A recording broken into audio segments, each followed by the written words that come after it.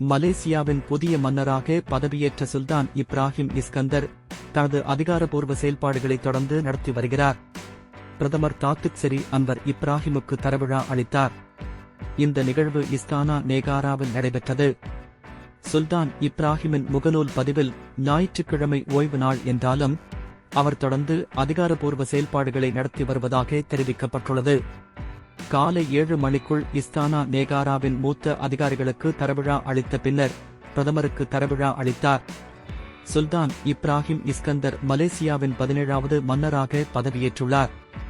இவர் ஜொகூர் சுல்தானாக இருந்து வந்தவர். மலேசியாவில் ஒவ்வொரு 5 ஆண்டுகளுக்கு ஒருமுறை மாநில சுல்தான்களில் ஒருவர் மன்னராக தேர்ந்தெடுக்கப்படுகிறார். இந்த முறைமையின் கீழ் சுல்தான் இப்ராஹிம் பதவியேற்றுள்ளார்.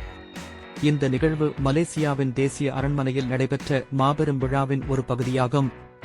இந்த விழாவில் பிரதமர் அன்வர் இப்ராஹிம் உட்பட பல முக்கிய அதிகாரிகள் கலந்து கொண்டனர்.